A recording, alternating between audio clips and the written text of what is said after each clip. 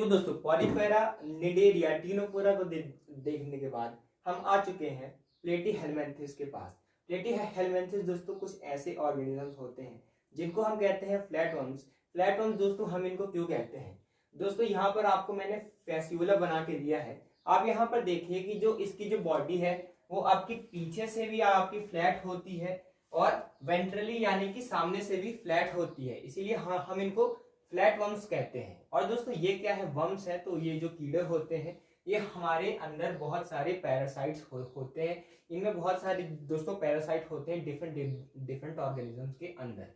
और दोस्तों ये क्या है? बायलेटरली सिमेट्रिकल होते हैं। हमने अभी तक 3 फाइलम देखे, पॉलीफेरा, निडेरिया और टिनोफोरा। उसमें दोस्तों पहला जो एनिमल फाइलम हमें मिला है जो कि बायलेटरली सिमेट्रिकल है और ट्रिप्लोब्लास्टिक है। और दोस्तों ये एसिलोमेट है। ये दोस्तों पहले क्वेश्चन भी आया हुआ है कि बायलेटरली सिमेट्रिकल और एसिलोमेट कौन से एनिमल्स होते हैं। इसके बाद है दोस्तों इनमें कुछ हुक्स एंड सकर्स पाए जाते हैं क्योंकि इनको लटकना होता है, बॉडी के अंदर सर्वाइव करना होता है, इसीलिए इनमें जो दोस्तों आपकी जो पैरासाइट्स होते हैं उनमें हुक्स एंड सकर्स, आपको ये पॉइंट इंपॉर्टेंट है, ध्यान में रखना है। और दोस्तों इनके जो इंपॉर्टेंट पॉइंट्स में आपको फ्लेम सेल्स को भी ऐड करना होगा। फ्लेम सेल्स को दोस्तों आप प्रोटोनेफ्रीडिया भी कहते हैं। प्रोटोनेफ्रीडिया दोस्तों आपको ये एक्सक्रीशन वाले चैप्टर में मिल जाएगा। प्रोटोनेफ्रीडिया भी दोस्तों आप इनको कहते हैं। आपको ये ध्यान में रखना है कि ये एम्फियोक्सस जो कि एक सेफालोपॉडिड है उसमें भी ये है। ये दोस्तों आपको excretive product and elimination chapter में भी मिल जाएगा, तो आपको अभी से ध्यान में रख के चलना है। और दोस्तों जो आपके जो फ्लेम सेल्स हैं ये क्या काम करते हैं? एक्सक्रीशन में काम करते हैं और ऑस्मो रेगुलेशन में काम करते हैं, यानी कि जो आयनिक बैलेंस है जो बॉडी का उसको भी रेगुलेट करने के लिए फ्लेम सेल्स आपके काम करते हैं। तो दोस्तों ये पॉइंट्स आप नोट कर लीजिए।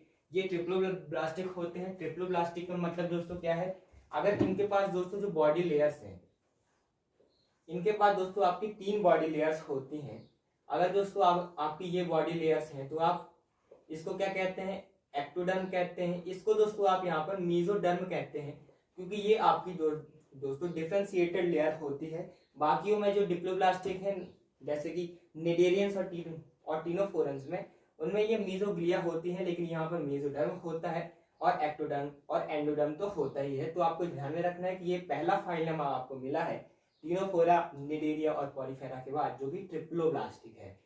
और दोस्तों ये एसिलोमेट होते हैं, यानी कि इनके बीच में कोई भी बॉडी वॉल और गट वॉल के बीच में कोई भी आपका स्पेस नहीं है। और अब आप नोट कर लीजिए, आगे बढ़ते हैं इसके बाद कुछ और इंपॉर्टेंट पॉइंट के साथ। अब दोस्तों हमें देखना है कुछ और प्रॉपर्टीज प्लेटीहेलमिन्थेस की। तो दोस्तों ये क्या होते हैं? बाइसेक्सुअल होते हैं। हमने अभी तक दोस्तों जितने फाइलम देखे हैं सभी आपके क्या है? बाइसेक्सुअल हैं, यानी कि टिनोफोरा, निडेरिया, पॉलीफेरा, ये सब क्या है? बाइसेक्सुअल है, यानी कि इनके सेक्सेस जो है सेपरेट नहीं है। मेल और फीमेल दोनों एक ही ऑर्गेनिज्म में होते हैं। इसके बाद हर्माफ्रोडाइट। हर्माफ्रोडाइट दोस्तों, हर्माफ्रोडाइट का मतलब क्या होता है? Sexes are not separate. ये हमने पॉलीफेरा में भी देखा था। और मोनोएसियस का भी सेम मतलब होता है। तो आपको ये 3 शब्द कहीं मिल जाए तो आपको समझ लेना है कि सेक्सेस जो है वो सेपरेट नहीं है। फर्टिलाइजेशन दोस्तों इंटरनल होता है, यानी कि बॉडी के अंदर फर्टिलाइजेशन होता है। अब दोस्तों आपको ध्यान में रखना है कि आप शुरू से ध्यान में रखें कि जो पॉलीफेरा होता है उसमें इंटरनल फर्टिलाइजेशन होता है, आपके जो टिनोफोरन्स है उनमें एक्सटर्नल होता है, और जो फर्टिलाइजेशन है प्लेटीहेलमिन्थेस में वो आपका इंटरनल होता है। तो आपको ऐसे ध्यान में रखते जाना है।